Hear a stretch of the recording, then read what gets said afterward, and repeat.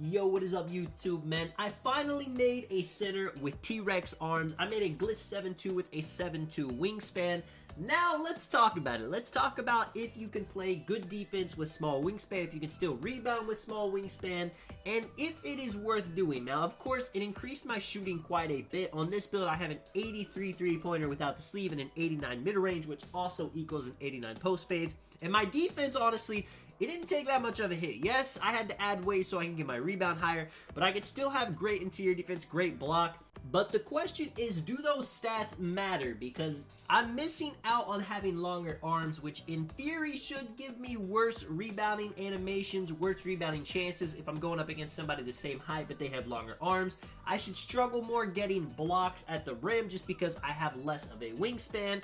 And perimeter contest also should be worse. When it comes to badges, I still get Rim Protector Hall of Fame, Intimidator Hall of Fame. Honestly, I think lowering your wingspan should take more of a hit on your defensive attributes, but that is another topic for another day. I got two gameplays for you guys in this video. First game, I'm going up against a well-rounded 4, a rare build name you're not going to see too often in NBA 2K22 Next Gen, so of course I had to record this. We're starting off, I'm cold already. It's looking pretty bad offensively, but on defense, I get a quick block right here, and you guys might see a couple more plays like that in this video. Now, I want to start off with rebounding. Does having max wingspan compared to minimum wingspan make a difference on rebounding? And the answer is yes, but not as much as you would believe. If you're in the right position, you're still going to get the rebound most of the time. In a situation where maybe you're going up against a 7-3 with max wingspan, you're on your 7-3 with minimum wingspan, you both jump for it, they might get the rebound in those situations.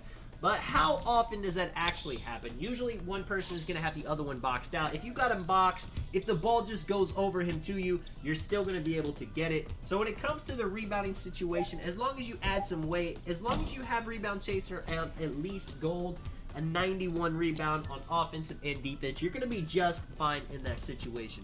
Now, interior defense, you're going to see I'm still able to get blocks pretty easily. I'm still able to get hands-up defense, you know, just standing contests pretty easily. That guy tries to do the little glitch in the 1v1 market to get the ball off of the inbound. We're not talking about that. Showing you guys a few of the offensive possessions.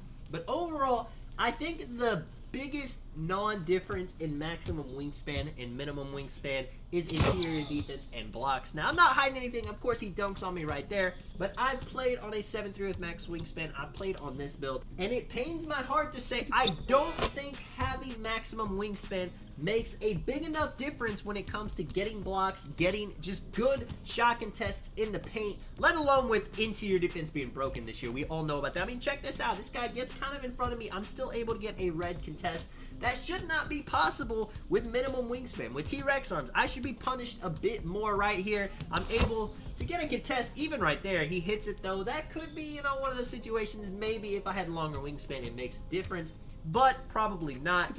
Now, one place, and check this out, man. I hit a contested hook on him right there. This guy's about to get upset because once I hit that shot, it's still a close game. I mean, he could still do something. I'm playing pretty good perimeter defense, which is what we're going to get into in the next segment of the video. I just wanted to talk about, you know, I'm just gonna let you guys know. I mean, he shoots a 3 right there. He ends up quitting because I miss a shot. He goes to the hoop, tries to get an easy bucket. Boom, block. Check this out. It's not over. Hook while I'm tired, and you already know what color that is with him jumping. He's out of here.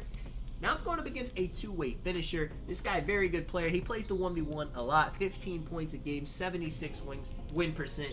But let me go ahead and finally get to the point. I feel like having minimum wingspan hurts quite a bit. It hurts the most compared to having max wingspan on the perimeter.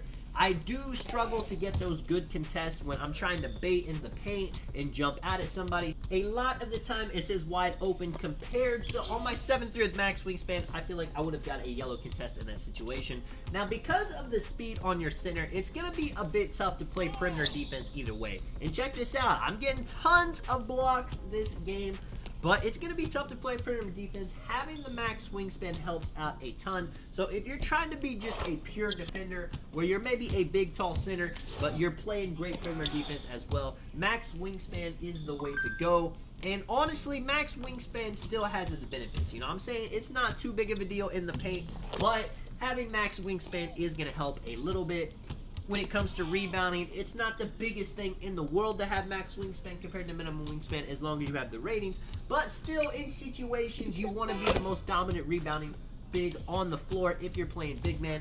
So overall, I do think having a max wingspan center is better than having a minimum wingspan center, but it's not that big of a deal. And honestly, if you want to make an offensive center, say like a shooting post scorer like this build is meant to be, then minimum wingspan is absolutely fine, and it's the better idea for you. I mean, I can shoot on my 7'3" center with 73 3-pointer and 79 mid-range and post fade, but switch it over to this build, you know, now I can start pick and popping from super deep. I can start hitting some crazy fades, and you have more offensive power on a build like this, which is as it should be. You know, you should sacrifice wingspan to get better shooting, but it's almost like you're not penalized enough on the defensive end. And if it was tougher to shoot, like if I had to have a center that couldn't shoot consistently to have max wingspan, then it wouldn't be worth it. The only reason having a max wingspan center is the way to go on this game is because you can still shoot with lower 3-point rating. But in NBA 2K23, if they make it any harder to shoot, if you have to have higher ratings, say 80s to shoot, then having a minimum wingspan center could be meta. We shall see.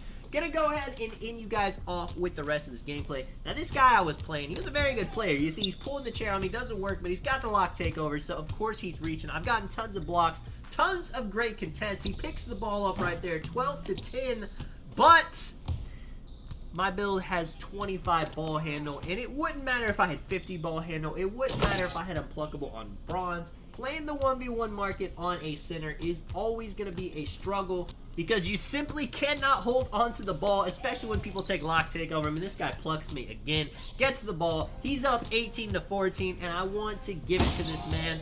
He played great, and he does win the game, but not because of my defense. I actually shut him down a ton. He just got tons of rips on me, and it's very tough to be a center in the 1v1 market. Let me know if you guys enjoyed the video, man. This is Sonic. I'll catch you guys in the next one. I'm out.